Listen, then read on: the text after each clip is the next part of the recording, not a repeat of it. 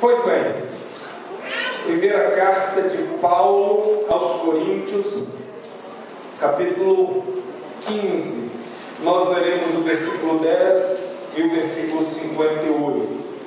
E a minha mensagem hoje será bem rápida pelo tempo que já estendemos aqui no nosso culto, mas essa mensagem é uma mensagem de encorajamento aos supervisores dos nossos grupos de relacionamentos, aos líderes, aos auxiliares e a você que está aqui, a dedicar a sua vida a uma causa nobre, a uma causa bonita, a uma causa que agrada a Deus. O meu desafio a você hoje, através dessa palavra, é que você viva além de si mesmo, é que você coloque as mãos no arado, é que você entre em campo para jogar no time de Deus. Isso é uma bênção no reino dele, em nome de Jesus. Então vamos lá. Primeira carta de Paulo aos Coríntios, capítulo 15, versículo 10. Vamos ler juntos? Mas pela graça de Deus sou o que sou, e a sua graça que me foi concedida não se tornou vã. Antes trabalhei muito mais do que todos eles. Todavia, não eu, mas a graça de Deus comigo. Agora leve os seus olhos lá para o versículo 58. Eu vou começar e os irmãos continuarão.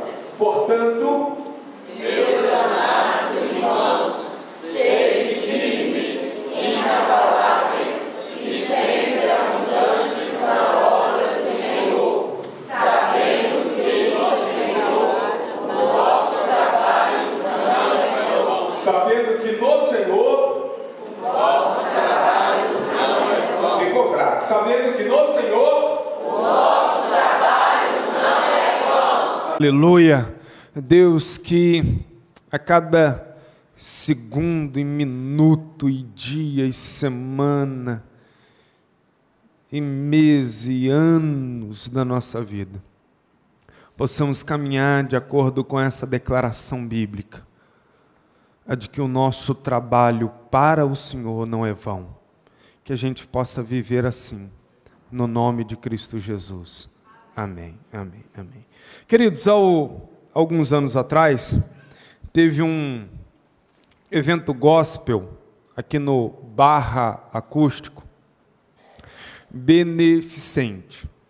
E o líder, então, daquele evento, me convidou para participar, e além do preço que se pagava para entrar, para participar daquele evento gospel, as pessoas tinham que dar um brinquedo.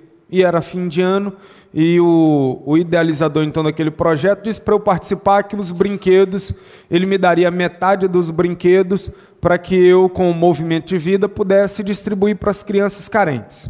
E eu fui a esse evento, gostei da proposta, só que teve uma coisa que me chocou. Quem conduziu o louvor naquele dia foi uma dessas figuras gospel aí bem conhecida. E o louvor foi acontecendo,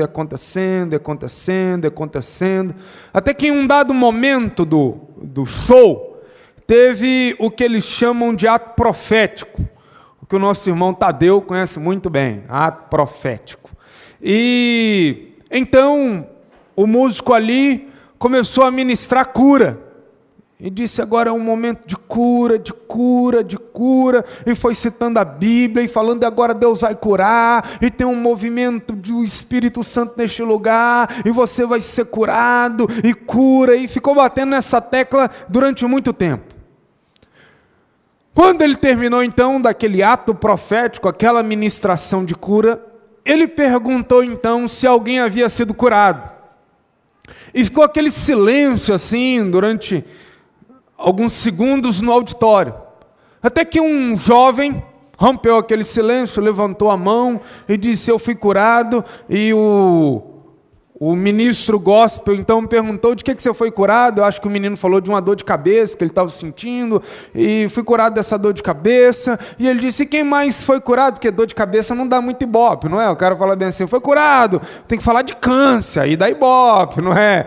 Foi curado de quê? Foi curado de uma úlcera, aí dá ibope. Agora dor de cabeça. Quem mais foi curado? Aí uma jovem senhora ainda, acho que não tinha uns 40 anos, falou que tinha sido curado de uma outra coisa. Pelo que me lembro, apenas essas duas pessoas falaram que haviam recebido a cura durante aquela ministração, e ele ficou insistindo mais, e quem mais foi curado, e quem mais foi curado, quem mais foi curado, e pelo que me lembro, mais ninguém. E aquilo me chocou bastante, não o fato dele estar orando por cura, mas o fato dele ter feito toda aquela ministração por cura no ambiente em que ele estava. Porque, queridos, a maior parte daquele auditório, se não todos, eram adolescentes e jovens. E enquanto as músicas eram aquele rock, a galera pulava e rodava, e pulava e rodava, e todo mundo assim pulando e rodando, e pulando e rodando. Irmãos, o que não faltava naquele ambiente era saúde. Era saúde, a meninada pulando e rodando, e saúde, e adolescentes e jovens. E daí então ele pega a palavra, na hora da ministração, ele me fala de cura, e começa, e fica um tempão. Eu não sabia que esses atos proféticos duravam tanto tempo, e aquele embromeixo, aquela coisa, e eu fiquei assim: meu Deus, era hora desse cara pegar esse microfone, olhar para esse auditório cheio de adolescentes e jovens, e desafiar essa moçada a entregar a vida a Jesus, chamar essa moçada a pular de cabeça no reino de Deus, chamar essa galera que está aí a viver além de si mesmo, a não pensar só em faculdade, a não pensar só em estágio, a não pensar só em estudo, a não pensar só em trabalho, a não pensar só em namoro, a não pensar só em ficar, a não pensar só em sexo, mas pensar na cruz de Cristo, pensar na ressurreição de Cristo, pensar no novo céu e na nova terra, pensar em ganhar vidas para Jesus, pensar em assumir uma liderança lá na igreja, uma liderança de adolescentes, de jovens, começar um grupo de oração, começar um grupo de evangelização, pensar em alguma coisa dessa natureza. Mas para meu desespero, essas igrejas voltadas só para curas e milagres estão fazendo escola em tudo que é igreja. E hoje não há outra mensagem a ser pregada a não ser a da cura, a dos milagres, quando na verdade a grande cura que esse homem tinha que ter pregado naquele auditório era ter chamado aqueles adolescentes e aqueles jovens para serem a cura de Deus no mundo. O grande milagre que aquele músico tinha que ter, entre aspas, gerado naquele auditório, era desafiar aqueles adolescentes e aqueles jovens a serem um milagre de Deus lá na boca de fumo, lá na rua onde moram, lá na faculdade onde estudam, lá na escola onde se encontram, lá na praça onde vão, lá na quadra onde jogam bola, lá no campo onde jogam bola, lá na pizzaria onde vão. Mas glória a Deus, que quando eu olho para as Escrituras Sagradas como um texto aqui como esse, eu fico vendo que há muitas pessoas empenhadas em levar a obra de Deus adiante. E há aqui para nós um grande relato bíblico, que é o relato do apóstolo Paulo.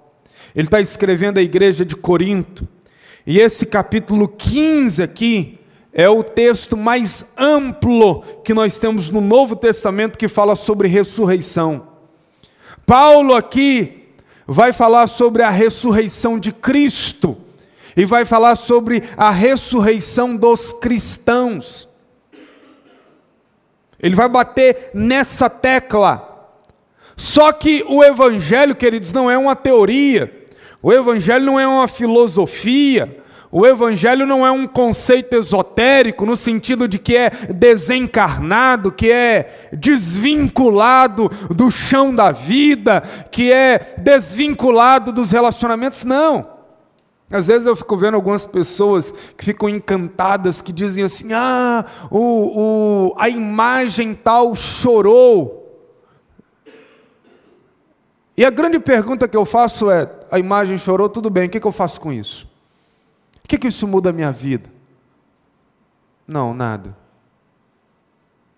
Agora tem um lugar no Chile, onde se você colocar o seu ouvido no chão, há tremores, mas também há vozes que vêm do chão. A pergunta que eu faço é, o que isso muda a minha vida? No Evangelho, tudo que está nas páginas do Novo Testamento e das Escrituras Sagradas como um todo, tem um propósito, tem um fim. E o apóstolo Paulo, quando ele fala da ressurreição de Cristo, como parâmetro e certeza e promessa para a nossa ressurreição, ele vai mostrar que a ressurreição de Cristo tem implicações na sua vida. E no versículo 10, então, ele diz, mas pela graça de Deus sou o que sou, e a sua graça que me foi concedida não se tornou vã. Sabe o que eu penso a partir disto? É que Paulo engajou-se completamente no trabalho do reino de Deus. Aí você pergunta assim, pastor, mas me adianta aí o filme. O que significa esse trabalho? O versículo 11 responde, portanto, seja eu ou sejam eles, assim pregamos e assim crestes. Então, na cabeça de Paulo, trabalho é falar de Jesus. Trabalho está vinculado à pregação, ao anúncio do Evangelho, da boa notícia, de que ele morreu na cruz, mas ressuscitou. Paulo, então, dedica-se ao trabalho de pregar o Evangelho. Mas tem algumas palavras que estão associadas a essa dinâmica de vida. E a primeira que eu destaco é esta, inspiração. Quando ele diz assim, mas pela graça de Deus sou o que sou, e a sua graça que me foi concedida não se tornou vã, Paulo está falando da inspiração dele para o trabalho. E que inspiração foi essa? O que inspirou Paulo? O que motivou Paulo a viver para o trabalho cristão? Olha o versículo 3 e 4. Do capítulo 15, diz aí, antes de tudo, vos entreguei o que também recebi, que Cristo morreu pelos nossos pecados, segundo as Escrituras, e que foi sepultado e ressuscitou ao terceiro dia, segundo as Escrituras. Qual é a inspiração de Paulo para o trabalho? Quando ele diz, essa graça que me alcançou não se tornou vã. Que graça é essa? É a graça de um Deus que derrama sobre nós um favor imerecido. Esse é o significado de graça. Quando ele vai à cruz do Calvário e morre em nosso lugar, mas ao terceiro dia, ele viola o lacre da morte e sai ressurreto e poderoso do túmulo da morte. Ele tem uma inspiração. A inspiração de Paulo a falar de Jesus Cristo é que esse Jesus Cristo não ficou morto, ele ressuscitou. Tá, mas nós temos registro histórico de que ele ressuscitou? Sim. O versículo 5 diz que ele apareceu a Cefas, diz que depois ele apareceu aos 12. Versículo 6 diz que esse Jesus, depois de ressurreto, foi visto por mais de 500 pessoas de uma só vez, que no tempo em que ele escreveu a carta, estavam vivos ainda. Depois, versículo 7, esse Cristo que ressuscitou dentre os mortos, ele foi visto por Tiago. Mais tarde, ele foi visto de novo por todos os apóstolos. E depois que ele já tinha sido elevado aos céus, ele aparece para Paulo, que nesse momento era Saulo, na estrada de Damasco, refulgente em glória, mais brilhante do que o sol na força do meio-dia. Paulo diz, eu vou viver e morrer por esse trabalho.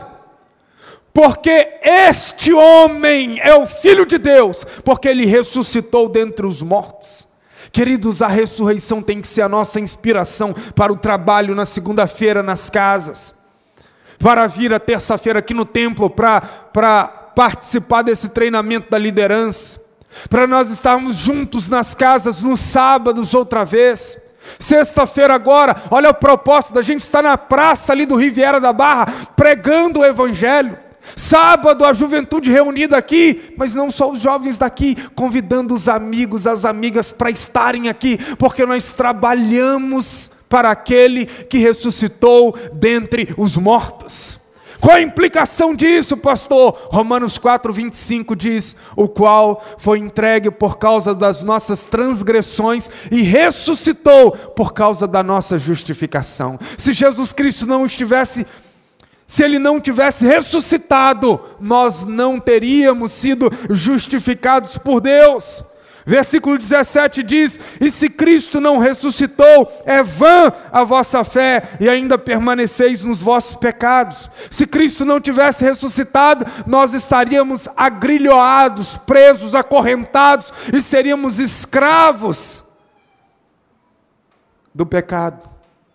Por que eu vou pregar? Porque Cristo é minha inspiração, Ele ressuscitou dentre os mortos, e agora o pecado não mais me domina, aleluia.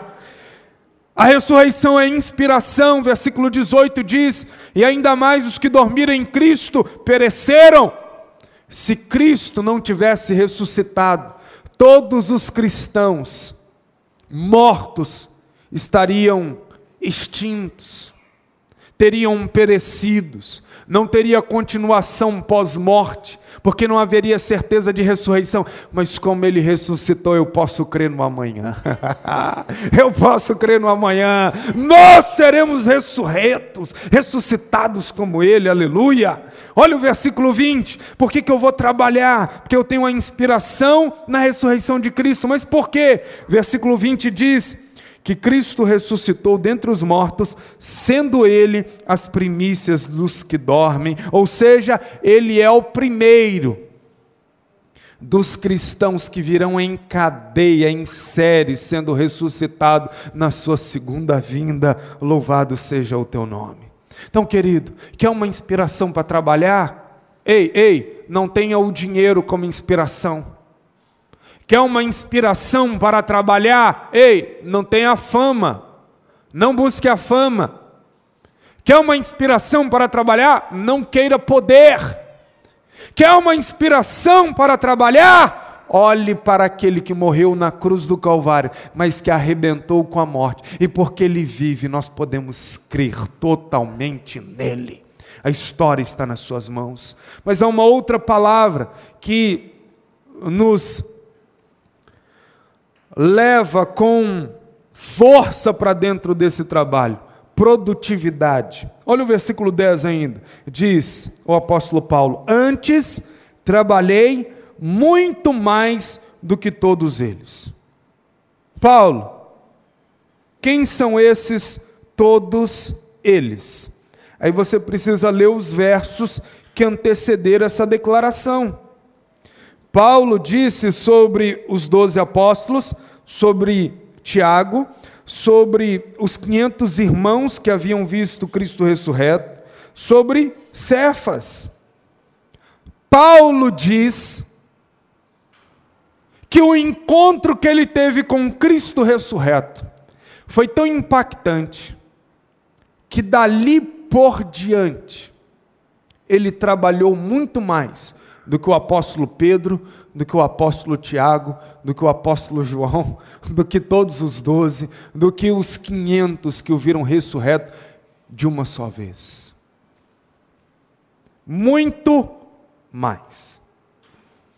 Sabe o que Paulo está revelando com isso? A sua produtividade.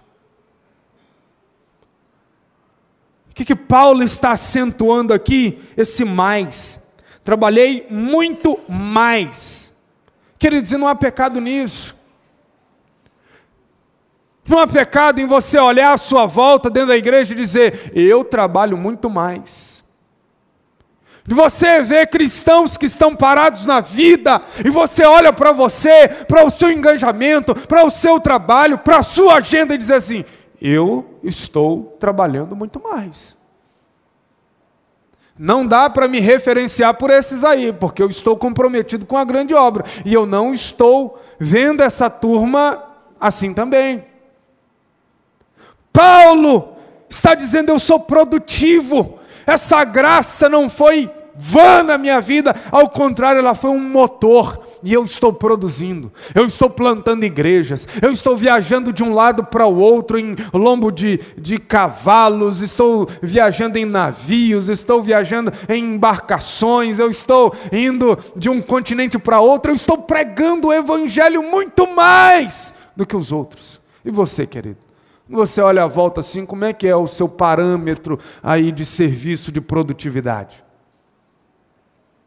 Mas uma terceira palavra, que nós precisamos tê-la no nosso vocabulário, no quesito trabalho para o Cristo ressurreto, dependência. Porque Paulo ele consegue equilibrar as coisas.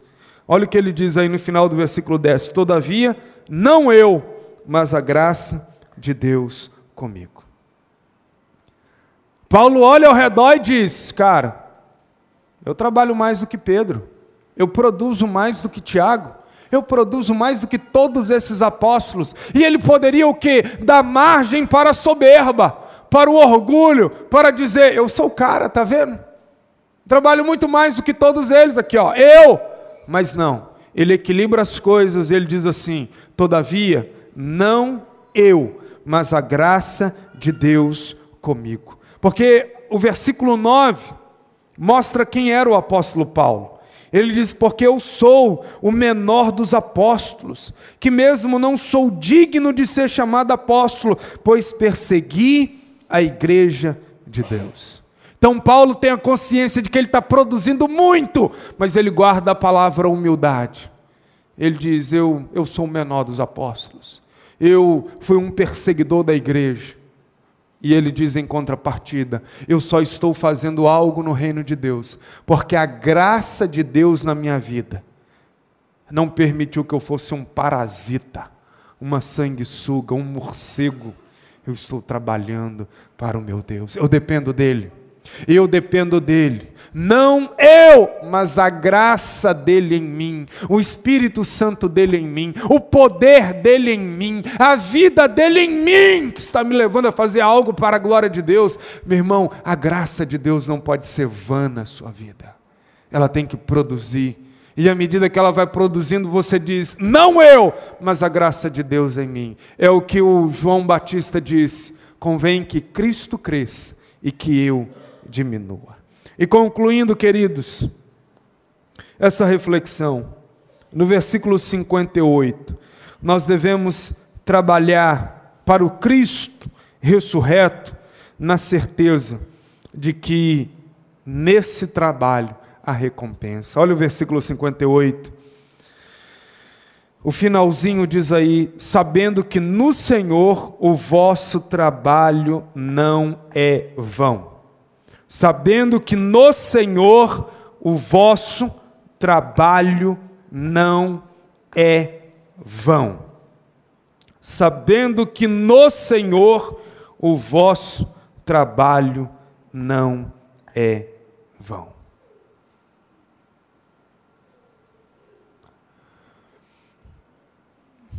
Quando terminou aquele evento ali no Barra Cusco, e eu fiquei então a refletir sobre qual tinha sido a edificação daquele momento de louvor, eu fiquei pensando: agora essa molecada vai voltar para casa, aprenderam a pular, a dançar, a rodar, e saíram com a consciência de que Deus tem que curá-los. E mais nada. E eu pensei: meu Deus, que desperdício. Que tempo perdido foi esse. Porque um cristão que surfa nessa onda de achar que Deus tem que estar à disposição dele 24 horas para curá-lo e para outras coisas mais, não está conectado com as Escrituras Sagradas. Se houvesse um depois, porque a sogra de Pedro foi curada, Jesus foi à casa da sogra de Pedro para curá-la. Curá-la de quê? De uma febre. Porque Jesus, ele se mostra como Deus das mínimas coisas. Embora os televangelistas não dão valor à cura de uma febre, de uma dor de cabeça, mas estão batendo a cabeça ainda na porta? Ah, tá, senão botar a faixa também do lado de dentro. Se os televangelistas não dão valor à cura de uma febre, de uma dor de cabeça, Jesus Cristo dá. Agora você precisa ler esse texto, porque diz lá que após a sogra de Pedro ser curada, ela levantou-se e passou a servi-lo. Queridos, nós oramos por curas aqui, nós acreditamos que Deus cura, mas a sua cura física não é um fim em si mesmo. A cura física tem que ser para te colocar melhor, para servir a Jesus Cristo, para você trabalhar para Jesus Cristo, para você ganhar almas para Jesus Cristo, para você se envolver na obra. Não saia daqui pensando que Deus está à sua disposição para todas as coisas, porque tudo quanto Deus operar na sua vida, Ele quer que você transforme isso em trabalho para Ele. E quando você transforma isso em trabalho para Ele, diz o texto sagrado, o vosso trabalho não é vão. Há recompensas. Há recompensas para o seu trabalho, para a sua entrega. Por isso, supervisores, trabalhem com a máxima dedicação. Líderes, entreguem-se ao máximo nesse ano de 2016, para que os encontros nas casas tenham a presença e a glória de Deus. Ei, auxiliares, trabalhem, pregando o Evangelho, abrindo novas portas, fazendo novos contatos. Nós queremos alcançar mais e mais vidas, porque aquele que ressuscitou dentre os mortos é aquele que pode tirar o homem do cativeiro do pecado. Vamos ficar em pé e vamos orar em nome de Jesus. Nós viemos aqui para adorar Jesus Cristo e nós sairemos daqui para servi-lo, amém? Para glorificá-lo. Ministério de louvor aqui à frente.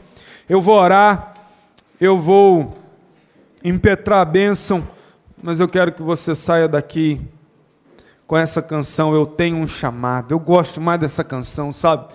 Eu tenho um chamado, o Evangelho anunciar. Eu tenho esse chamado, fazer Cristo conhecido entre os meus parentes e amigos na minha rua. Esse é o ano da gente ganhar muitas vidas para o Senhor Jesus. Trabalhe para o Cristo ressurreto. Pai bendito, nós sabemos que o Senhor nos chamou com santa vocação. A Tua palavra diz, meu Deus, que nós, porém, somos raça eleita, sacerdócio real, nação santa, povo de propriedade exclusiva do Senhor, a fim de, com o propósito de proclamar as virtudes daquele que nos chamou das trevas para a sua maravilhosa luz. Oh Deus, não nos deixe viver para nós mesmos, não nos deixe, meu Deus, ficar, meu Pai, lambendo as nossas feridas, não nos deixe, meu Deus, ficar girando em torno de nós mesmos. Não, Pai, nós queremos olhar para um mundo que precisa ser alcançado, nós queremos tocar vidas, nós queremos entrar nas casas, nós queremos, meu Deus, somar para a eternidade. Meu Deus, nós queremos dia a dia ver esse nosso trabalho que não é vão converter-se em recompensas, em galardões, meu Deus, em benefícios da Tua parte para o Teu povo. Pai bendito, que a nossa inspiração seja a ressurreição, que nós sejamos, meu Pai, produtivos.